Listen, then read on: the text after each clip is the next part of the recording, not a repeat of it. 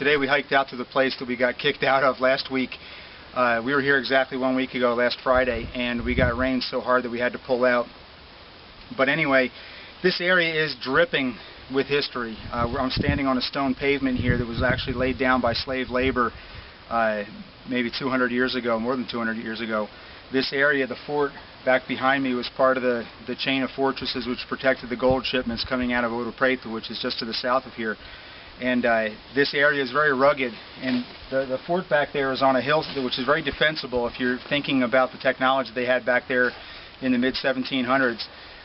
Without cannon, you couldn't really assault this place. There's a ravine which cuts down in between here and there, so that hill stands all by itself. I just wanted to show the stone pavement here, that this would have been a very rough section of the trail, and instead of leaving it that way, they actually leveled out the pathway and fixed these stones in here.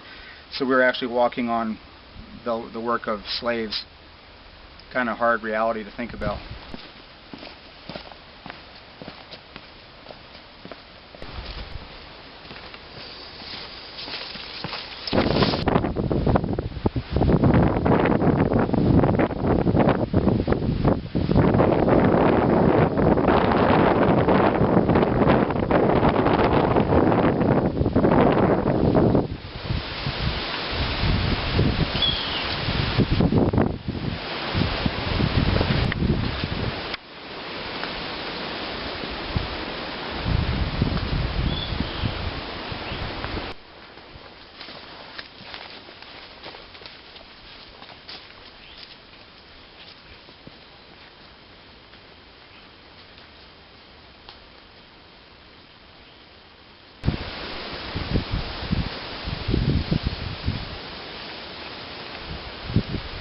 This is the interior building inside the walls of the stone fort.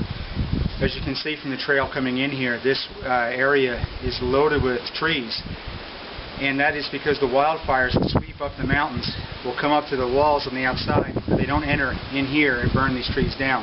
So outside it's all grassland, inside it's all trees. The other thing here in Minas Gerais is the land drains very easily, so the water doesn't stick around up on these hills. But here inside the fort, because the trees have gotten a chance to grow here, when it rains the water stays here. Now we were here camped in this place last Friday, and we got several inches of rain just pooled up inside the fort here, and this whole area turned into a lake. My hammock was set up right here, Daniel's hammock was set up behind us, and he had about 5 inches of water underneath his hammock.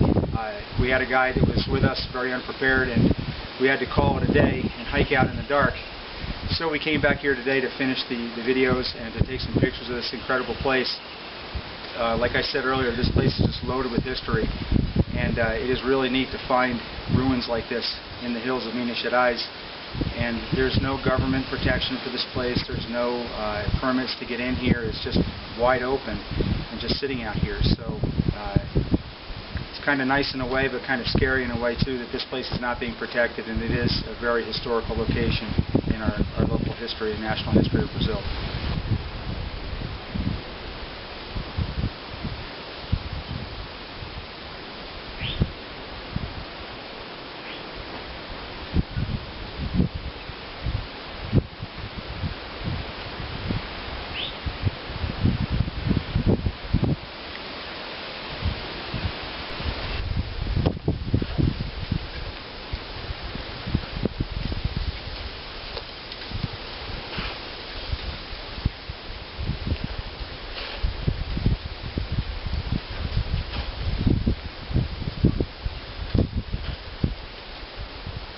One thing I have to explain is that whenever you go out into the bush with Juliano, no matter where we go, no matter what we do, it's about the bacon.